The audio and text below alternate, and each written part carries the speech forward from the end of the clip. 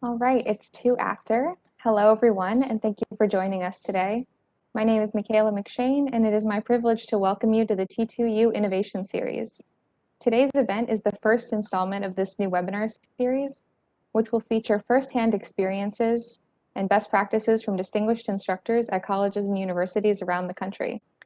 These instructors have valuable perspectives about the educational benefits of working with NASA-developed technology and an understanding of the entrepreneurial value of leveraging this NASA intellectual property to start tech-based companies. Today, we're going to be hearing from Dr. Ramy Rahimi, a tenure-track assistant professor of entrepreneurship and acting director of the Center of Innovation and Entrepreneurship at Embry-Riddle Aeronautical University. Before we get started, I'd like to point out that your microphones will be muted throughout this presentation. So if you have any questions, please type them into the chat box and we will answer them during the Q&A session at the end of the presentation. A little bit about NASA Technology Transfer. The NASA Technology Transfer Program ensures that innovations developed for exploration and discovery are broadly available to the public, and our T2X Technology Transfer Expansion Program augments that mission to include a focus on entrepreneurial innovation and strategic partnerships to help accelerate commercialization. NASA's Technology Transfer University program takes that a step further by bringing NASA-developed technologies directly to entrepreneurially minded students. T2U helps NASA build relationships with innovative colleges and universities around the country while introducing cutting-edge NASA-developed technology to entrepreneurially minded students. We invite you to visit the NASA T2U website for more information about the program, and we thank you again for joining us today. Our speaker is Dr. Ramy Rahimi, who brings 18 years of tech-based entrepreneurship experience into his academic career. A tenure-track professor at Embry-Riddle, Ramy advises and mentors students to lead and disrupt the future of aviation, aerospace, and space.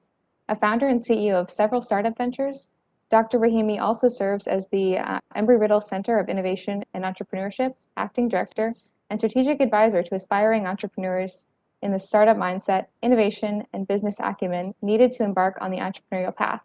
And with that, I'll hand it over to Dr. Rahimi to tell us a little bit about his program. Thank you, Michaela, for the kind introduction. I would like to share my screen with you.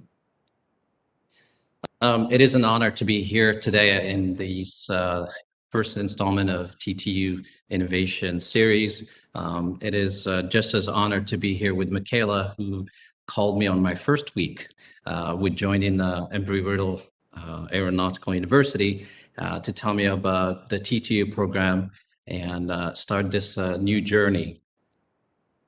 To tell you a little bit about myself, I am a product of public education. I've got my bachelor's, my master's, and PhD from public universities. And working with T2U and Technology Transfer Program, NASA Technology Transfer Program, just aligns with the principles and values that I take to heart. I left the industry in 2014 to join an American university in Morocco as a full-time lecturer. And that was a way for me to give back to the community and to my birth country. Today, I'm back in the US from South Korea after spending 5 years there to give back to the country that made me who I am today. I was fortunate to found several companies and help found several companies and help them grow. And the T2U program just allows me to bring that mixture of industry experience and academic experience to mold it into something beneficial for our aspiring entrepreneurs. I have a bachelor's degree in information systems and a master's in information technology and a PhD in business administration with a focus in MIS and project management.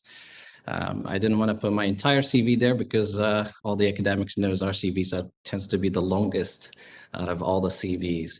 But I just wanted to put like some points that kind of connects the industry with the academic experience. Professionally, excuse me, professionally, I've always wanted to be a creative, never wanted to be an entrepreneur. I've always wanted to be a designer, and my very first job was a designer. But every time I go to a company, I find myself in the business side after a year or two. And that's why I said the business side always wins. And I've worked for several companies, and I would only want to mention one, which is Apple, because that was my first school. This is where I said that I got my PhD before getting my bachelor's degree, because Apple is definitely a school and teaches you a lot of different things. But working for startups, I started working for startups at an early age and lived through that journey and worked my way up to becoming head of sales and marketing in certain ones. But my biggest highlight in my career, in my professional career, was when I started my first company, and that was in 2008. And I'm sure you guys remember what happened in 2008. Well, some of the word of encouragements that I got was, are you crazy? This is, the country is going through a recession. The market just crashed and you're starting your new business. And my favorite was, there's no money in digital. And because my first venture was a digital creative agency in LA, and we wanted to focus on only digital. And that time broadcast was still winning. And that was my first experience starting a new company. But while I started that company, we found a niche, and the companies that we worked with were all startups.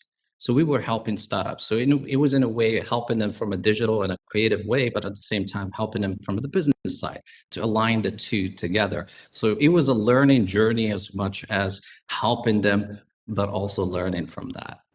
The company was successful, and we helped about 50 to 55 different startups to grow, to start and grow.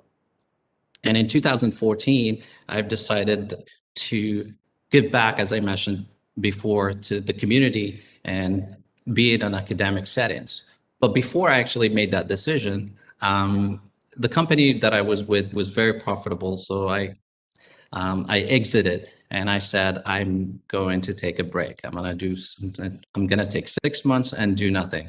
And 2 weeks later, I was partnering with a different company to start a satellite office. So that break never happened. And my introduction to the academic world was more of a recruiting process that I wanted to recruit some creatives. So I went to the different universities, and one of the universities stood out because it was a public university. And I went to recruit, and I ended up being recruited. And the rest is history. I taught at that university, and after that, I went to to South Korea to do my PhD, and that's what I was exposed to, a different ecosystem or entrepreneurship ecosystem. And some that I would like to highlight is the Startup Village. And this is a project that I was involved with my first university that I worked with in South Korea, where they actually built a startup village. They took a lot of different containers and remodeled them into like a small little village.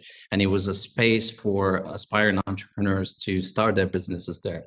Now, that side of the business of the village was connected to the city. It was not internal in just of the university. And it also offered spaces for tech companies to work and launch, like a small incubator, but same as a startup venture. The second project that I was involved with is the Design Factory, and the Design Factory was an original idea where we created an incubator in a space that is designed specifically for the creative industry. So for the students that they were interested in pursuing a career in the creative industry, we gave them a space for that. And if they had ideas, we would work with them. If they had some certain prototypes or design work, we had the state-of-the-art building that was dedicated for design in the creative industry. And today I'm involved with the Center of Innovation and Entrepreneurship, and I'll share a little bit more about that and what we do with the Center of Innovation and Entrepreneurship. I do want to say that I'm presenting today from Daytona Beach, Florida. I'm in the Micaplex Research Center, not in my office, but I just wanted to say that. And in terms of my teaching philosophy, I do see myself as a facilitator and a mentor, and also someone who connects the students to whatever resources that they need, and a strategic advisor. And I also add there an edutainer, because sometimes we entertain and educate. So that will be a little bit of both. Thanks, Ramy, for sharing that background and a little bit about your teaching philosophy. I know that these two things heavily inform the way you approach organizing your classroom and bringing NASA technology into your curriculum. Could you tell us a little bit about, I know you talked a little bit about how you got started with this, maybe some of the benefits the students have experienced, and then maybe some of the challenges that you faced in creating this program and bringing the technology into it. Thank you, Michaela. If I may, I would like to start actually with challenges, and then we can work our way through the lessons learned and how we dealt with those challenges. But some of these challenges that we have is not challenges that is specific to just TTU or technology transfer program that NASA offers, but some of it is actually challenges of all the faculty that teaches entrepreneurship. Now, one of the biggest, and it's not in a specific order, but one of the biggest challenges is cultivating that entrepreneurial mindset in the young minds. Our students sometimes, especially where I am today, they might not be business students. They might be from engineering. They might be from aviation. They might be from arts and science. So their focus might not be on entrepreneurship. So that was like the very first challenge, is to get them into that mindset, or the entrepreneurship mindset.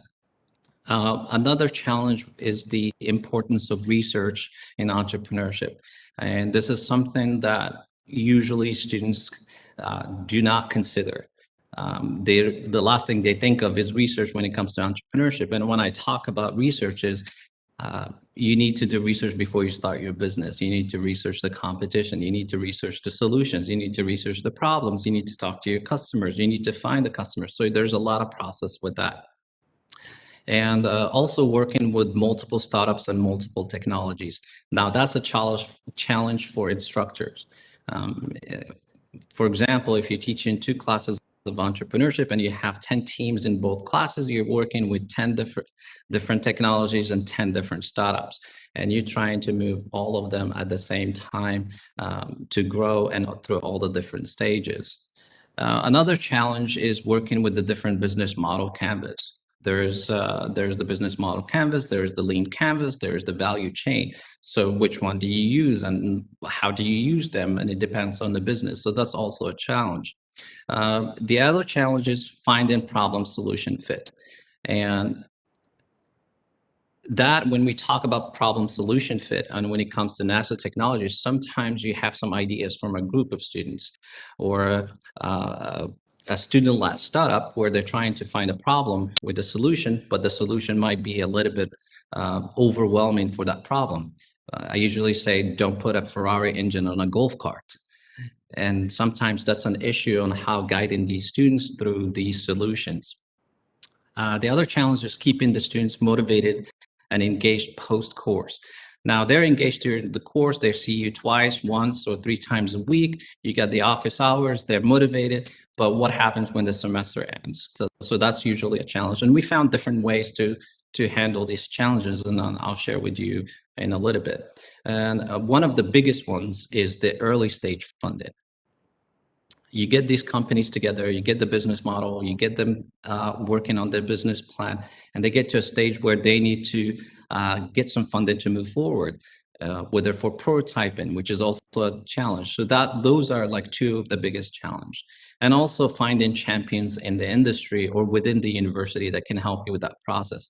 One person cannot do it all, and by no means I cannot do it all. If I didn't get help from everybody in our university and outside and the alumni network, it wouldn't be possible to create these ventures with these student-led startups. Logic will get you from A to B. Imagination will take you everywhere. Albert Einstein. And I really take this to heart, because when I structure my courses, and this is a basic structure for all the courses that I teach, if they're advanced, we move to more advanced topics. But the way I structure my courses is I start with creativity. And in creativity, I focus on critical thinking. I focus on creativity. I focus on collaboration, communication, and also consulting, because these are the bases that are very important for entrepreneurs and entrepreneurs to understand. And why is creativity so crucial for entrepreneurs? I also discuss with them and talk and teach them a little bit about convergent versus divergent thinking. and design thinking process. I just want to make a note here. We are a STEM university, but this program is not just for STEM universities, because as you can see, this is some of the fundamentals that are in liberal arts universities, and this works everywhere. It can work for a STEM university or a liberal art university, and I'm talking about T2U program. The second part of my courses is I focus on the art of innovation. And in the art of innovation, how transformation from innovators to innovations, leadership, or leaders, and moving the I to we, and focusing on innovating with values and finding your innovation sweet spot. Learning from the industry and learning from what companies have been through and how they were successful or how they failed and how they innovated and kept innovating is very important to the aspiring entrepreneurs and our students to understand that before we even start talking about entrepreneurship. And that usually goes into the third module, which is the entrepreneurship. And this is when we work with business model canvas, we work with lean canvas, value proposition, and more.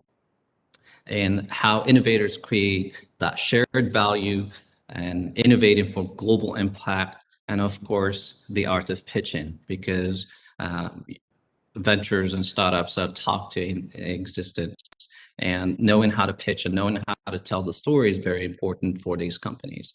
What I wanted to mention here is something that I've developed, because working with NASA technology does give you a lot of benefits, but the biggest one is it's giving you a validated solution. You have a solution that you just need to find a problem with it. But with that, it creates a problem, because the traditional way of entrepreneurship is going from a problem to a solution to the revenue model, to the cost structure, and so on. But what we're doing here is a reverse entrepreneurship, as I call it. And in the reverse entrepreneurship requires a little bit of a business model that fits this reverse entrepreneurship. So what I've done is I've worked with business model canvas, and I put it together with lean canvas, with value chain, and I adopted my industry into that model and make it a linear business model that is specific to help, especially engineers, because engineers, when you give them the business model, sometimes they don't know where to start, and it's all confusing because they're not business students. But I kind of adapt it to them, and then adapted it to the technology transfer when you have a technical solution and how you go about it. And it's more as a linear business model that focuses on feasibility before you move to the next stage. It pretty much goes from problem solution, revenue, to cost analysis. But before you move to each stage, there's sets of requirements to validate and to test the feasibility. Now, in that, the technology transfer gives us a huge benefit, because the feasibility is already there. The technology is validated because it is a space technology that we're trying to use it here down in Earth. So it kind of saves us a little bit of time and a challenge to find that solution, and the cost to create a new solution from scratch.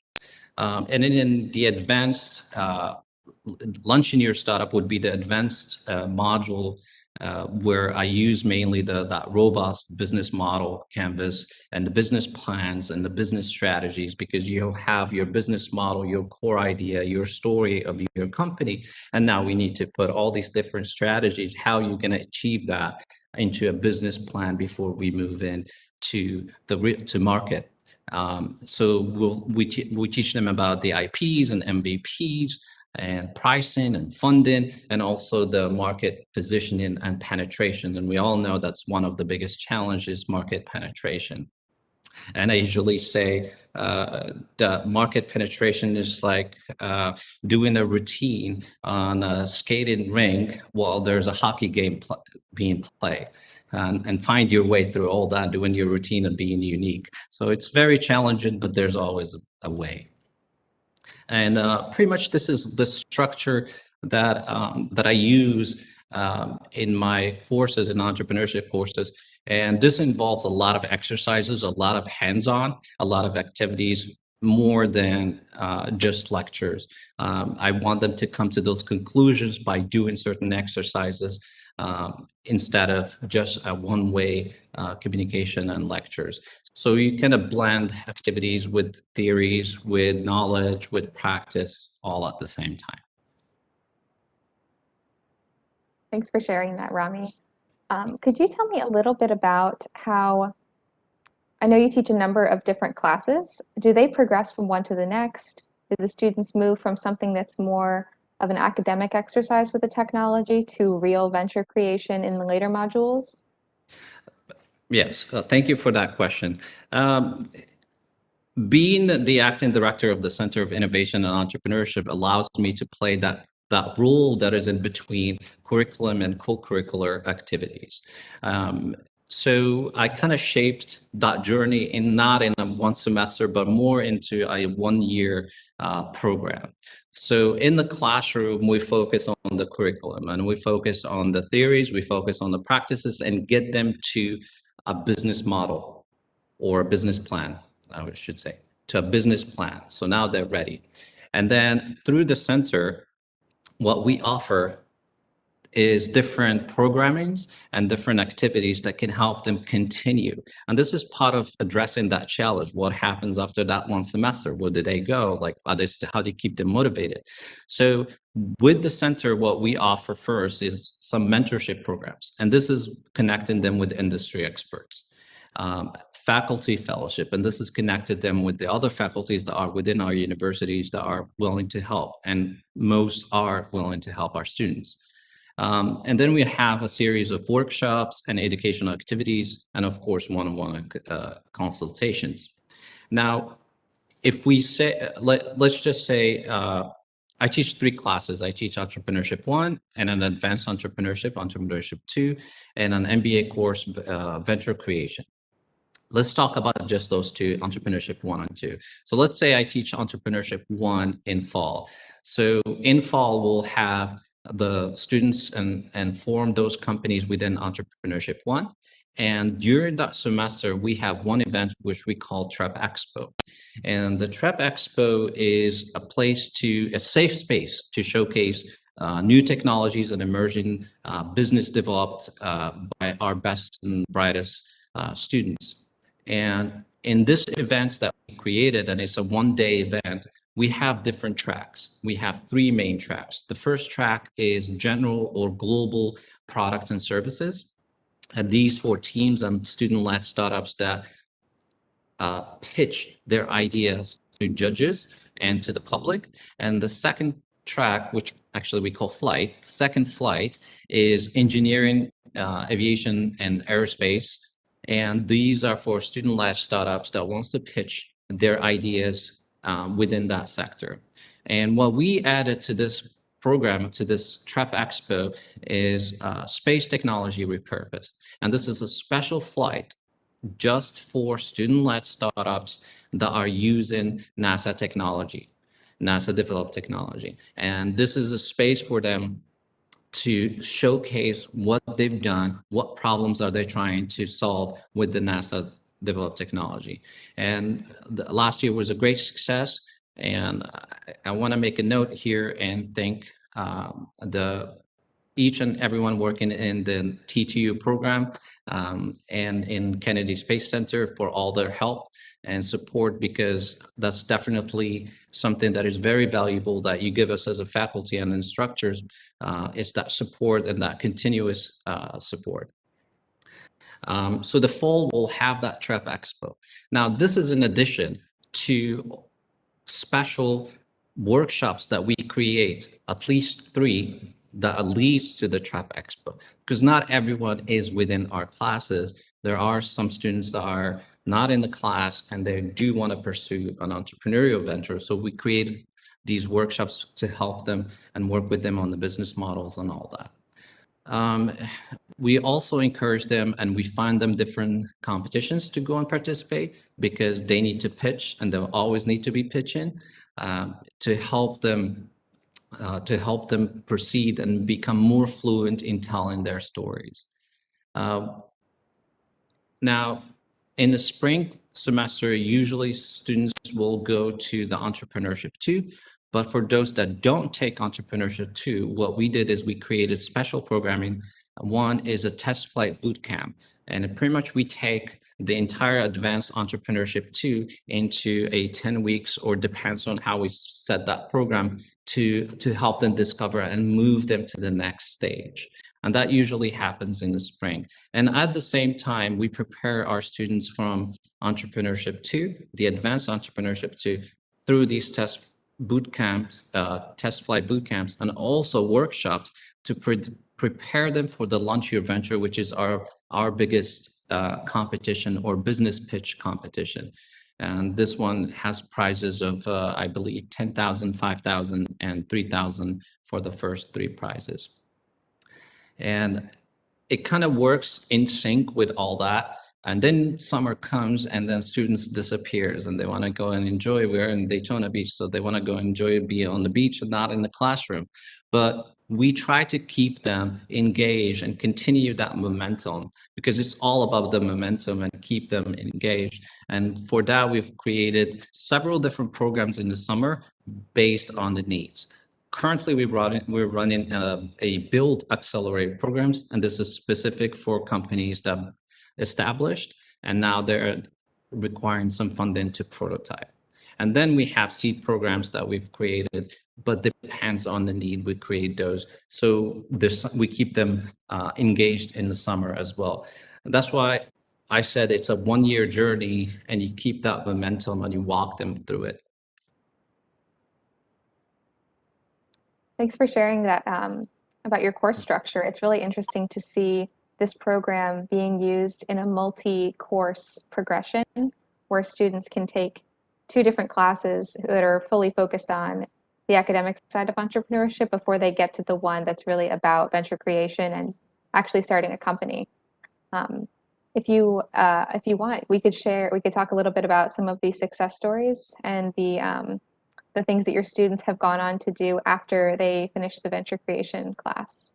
Absolutely. So one of the progressions, and where we stop the conversation, is the summer, but usually my plan in working with the Center for Innovation Entrepreneurship and the classes is to prepare a healthy pipeline of student-led startups to transfer them to the Microplex, to our research center. So the research center is the place where they can help them on the next level. In a way, I send them to the Microplex to do their prototype, to start in the incubation. The program is, the accelerator program is, we do in our research lab, research park, where we have 10 different labs that go from aerospace engineering to composite to chemical, on all the fun engineering stuff. And in the course of 1 year, we've launched 5 different companies, and we still have some other student-led startups that are on the way to form their companies. But these are some of the success stories, and these companies are all using NASA technology. The first one is Cerebri Tech, and it's a biotech company created to address the growing need for an objective method to diagnose concussions in athletes. And this is using NASA-developed technology and IRS to quantify the hemoglobin levels in the brain and leverage them as a biomarker that can be used to diagnose concussion. The students behind these companies are mechanical engineer students and also student athletes, and took my first class, and they started their company through the entrepreneurship 1. They haven't taken their entrepreneurship 2. And this summer, they are going through the Build Accelerator program that we offered here at the Research Park. The second company is Velocity Technologies, and they work on improving the business experience within event spaces.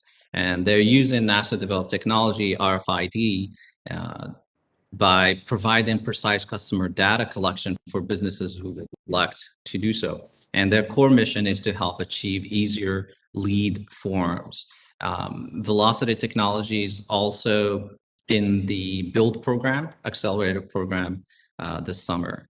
And then we have Guardian Structure Health, and this provides a 24/7 real-time monitoring of structures and bridges. It does utilize NASA-developed technology fiber optic sensing systems to detect structural stress and strain in order to prevent further damage, structural collapses, and save life. Guardian structure is currently in the NASA Technology Transfer Accelerator program. They have applied and they were accepted. So thank you for that. Thank you for letting us know.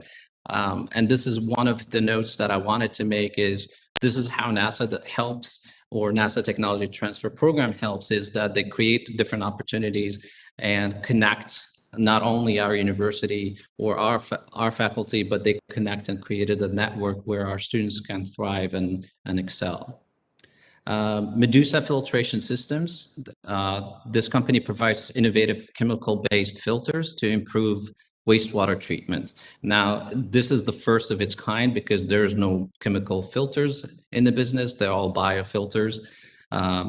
So the filters feature NASA-developed technology that allows it to directly capture, store, and properly release ammonia back into the environment in a more efficient and safer wastewater treatment method. And the last company is Reboot Refinery Technology, and they use NASA-developed technology filtration system to recycle, recover, and refine much desired commodities like lithium, gold, and platinum from electronic waste. And they aim to offer these commodities to return in electronics manufacturing in the US, which we've seen that wave, and this government support on bringing especially the microchip manufacturing back to the US. So these are some of the companies that we have launched, and they're pursuing their entrepreneurial journey.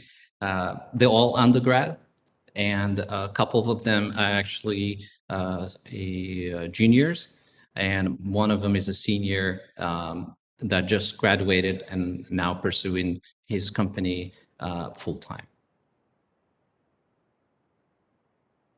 Thank you for sharing those examples. That's extremely impressive for only being in the T2U program for about a year. And I've met some of these students. They're very impressive. Can you talk a little bit about how the students choose the technologies that they're going to work with and whether or not they work individually or in teams? Absolutely. So some of the lesson learned is do not put teams together because they will fight, they will have problems, and you'll be the source of that problem because you're the one who put them in teams. So I let them choose their teams. I let them put their teams together.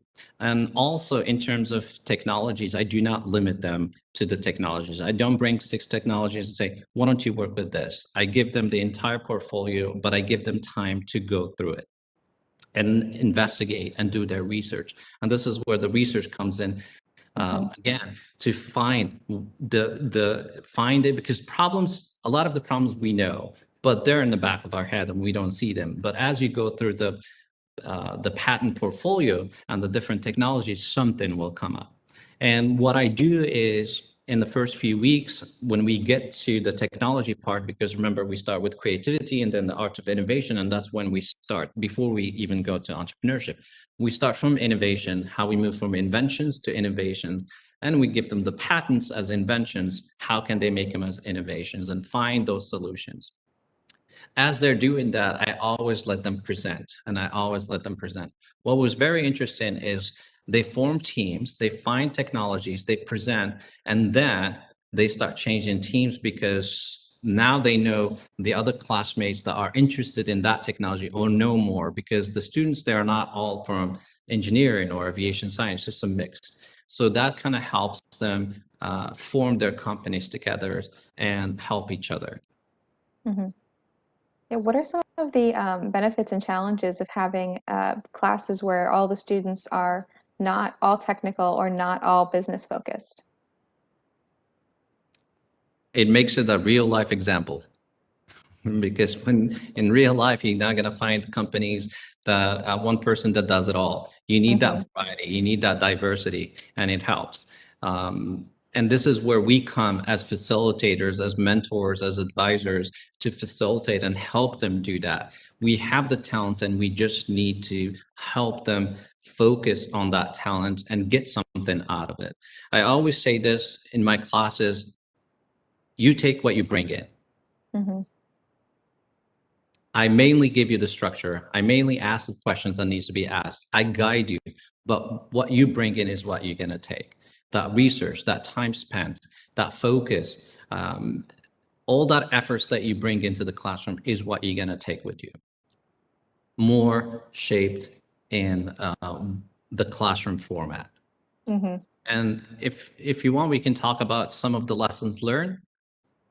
Absolutely. Yeah, it seems like you've had a really exciting and productive first year, and I'm sure you have a lot of insights to share with others who might be interested in doing something like this. Absolutely. And I know we don't have a lot of time to go over this. I mean, it is a one-year journey and it's very hard to kind of compress it into a few minutes. Mm-hmm. But please share my contact information with any participants or anyone who's interested in learning more about the process or Mm-hmm. integrating TTU, and I'm more than happy to help with that and share whatever I learned from it. Mm-hmm. We'll definitely put some contact information for Dr. Rahimi and the T2U program up at the end while we go through Q&A. Sounds great. Well, one of the lessons learned is, it's my favorite, is NASA developed technology allows you to grow a 100-year-old tree in 10 years by minimizing that time and efforts and funding it takes to research a brand new technology to solve a solution. And this is a major one because if I give you an example, the telephone industry, to acquire 50 million users, it took them 75 years. But today, Angry Bird as a game got to 50 million users in 2 weeks. So time is money, and being first is important, but being first the right way is more important. So the NASA developed technology does help us minimize that time and effort and cost that is associated with developing new technologies. The second lesson learned is don't fall in love with your solution. And sometimes we see that, especially with the engineering, more focused students, where they fall in love with the solution and they force the problem on that solution. And that's usually when I come in and try to guide them. And part of the teaching is talking about convergence versus divergent thinking, and thinking outside the box is when you use the both of them. But falling in love with your solution can be deadly to your company. So solutions are good, but find the right problems for them. And then once you find the problem, maybe you have that solution, now fall in love with the problem so you can actually solve that problem.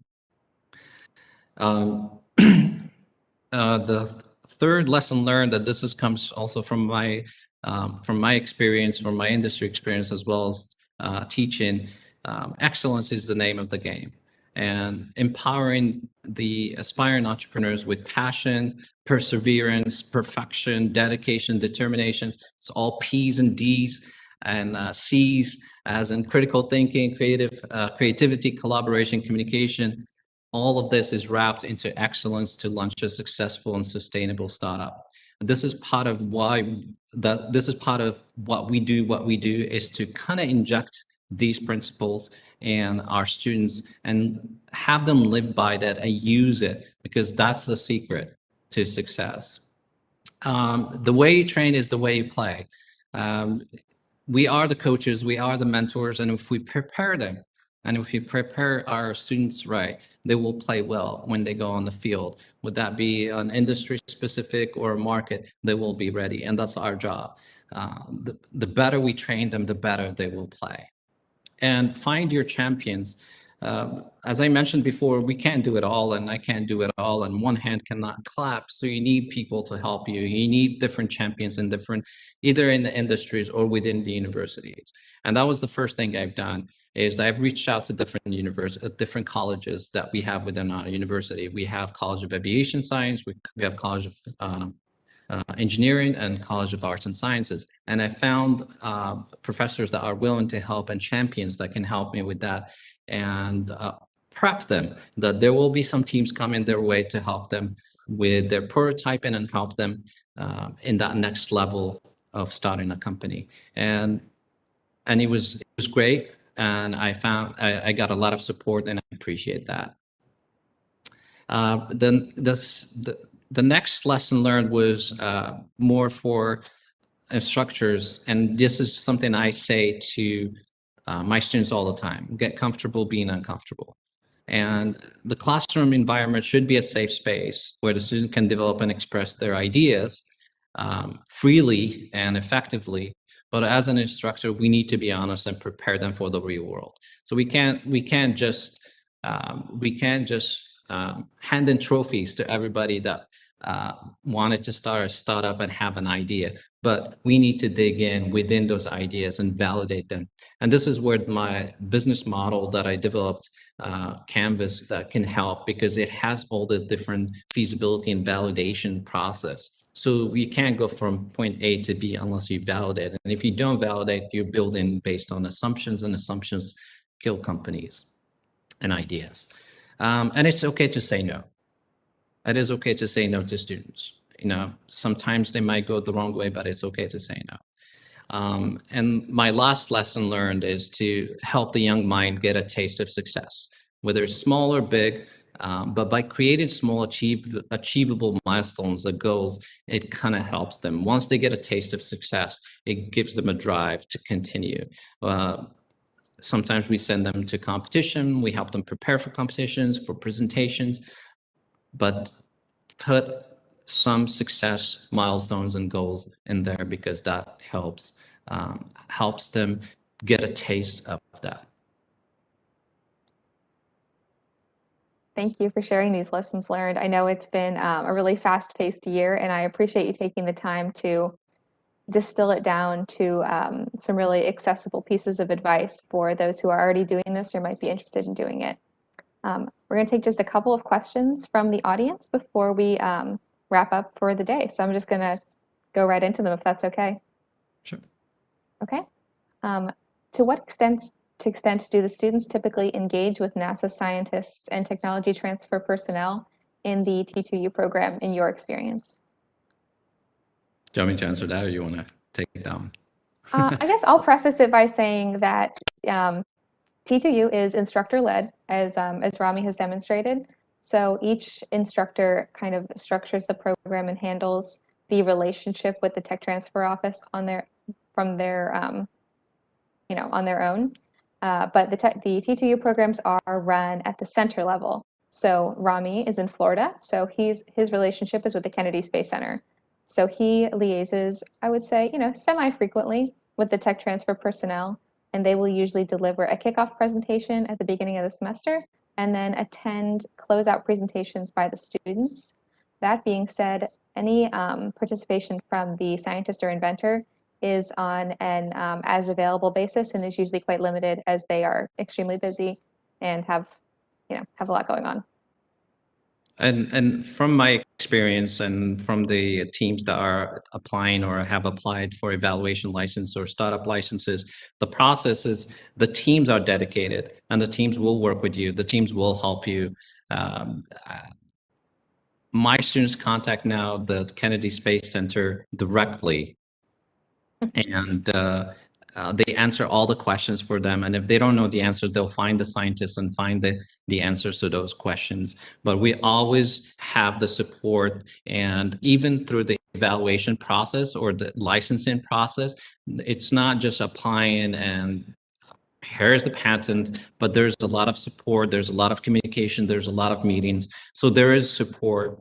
And we have had conversations with scientists that invented certain technologies that we're using in the classroom. We even had a scientist came to one of our events. So there is a support, but as Michaela said, it's based on the availability of the scientists, but there's definitely support. You're not on your own. When you adopt T2U into your classroom, you kind of enter a community and you become part of a larger community, and you will get support. And I'm here to help, and I want to help this community and for all of us to collaborate and work and help each other. Thank you for that. What would you say has been the biggest thing that you have taken away from being part of this program? Maybe the thing that you have learned as an instructor and as an entrepreneur. What is the biggest thing that I've learned personally? Personally, yeah. Well, when I joined academia, I thought I'd left the industry. But now it doesn't feel like I left the industry because I treat my classes as startups, and I'm still doing the same thing I was doing before. I'm still helping startups, and I'm still building the startups and going through with them in the journey. Except that this is more meaningful, and I've always thrived chasing something meaningful than just chasing money. So I would say the biggest thing that I've learned is I thought at the beginning that I missed the industry, but not today, because I am the bridge between the industry and academia. Awesome. I guess that was kind of a two-part question, and the next part is, what would, in your opinion, what's the biggest benefit to the students? I know you've demonstrated a little bit about the startup success and what they gain from the classes academically, but if you could distill it down to just one main benefit. The one main benefit of using T2U or NASA developed technology? Yeah, the maybe one key benefit for the students that you've observed. Well, the biggest benefit would be they are using a proven NASA technology. It's NASA, and it's a technology that is proven. So that kind of gives a weight on, well, one of the biggest challenges for startups is to go and get funded, right? You need those investments. So when you have the back end of a technology that is developed by NASA, I think that's one of the biggest things. It adds, the value is huge. And you do see the light at the end of the tunnel. You're not working with this technology where you don't know if it's going to work or not. This is proven technology. So you have some assurance, you have some feasibility, you have some validations that kind of, going back to one of the lessons learned, is that helps you go a little bit faster into your venture or succeeding in your venture. Awesome. And so I think we have time for one more question. Sure. And that is, did you create new curricula for the T2U program, or did you take the NASA developed technology and incorporate it into an existing curriculum or lesson plan structure that you are already using? That's a very good question. Now, I just want to be clear. I do use technology, T2U in my classes, but I don't force every single team or students to just use T2U in my class. So I do let them experience or explore other venues if they have other ideas that they want to perform or other ideas they want to pursue. So for that, I did create a new curriculum that incorporates T2U because it's very different than the traditional entrepreneurship class. This is, as I call, a reverse entrepreneurship. But I work with the teams more in a seminar way, more on one-on-one. So I know where each team are at different stages. So depending on the teams, I work with them and give them what they need. But the fundamentals are all the same. Value proposition is still value proposition. Customer discovery is still customer discovery. But I did shape the curriculum a little bit different to fit the T2U program. And I'm happy to share with you my syllabus or the business model canvas that I developed. Just my contact info are on the screen. Contact me via LinkedIn, and we'll establish that connection. All right. I think that's all the time we have for questions today. Dr. Rahimi, I want to thank you very much for joining us and taking the time out of your, what I know is an extremely busy schedule, to share your experience with us and talk about this past year, which, as I can say from personal experience, has been a very exciting one. So thank you to everyone who asked questions. If we didn't get to your question, we will follow up with you by email, and do feel free to reach out to Dr. Rahimi about his program and the syllabus, or to contact us at T2U via the email or look at our website. All right. Thank you everyone for joining us, and have a great rest of your afternoon. Thank you. It's been an honor.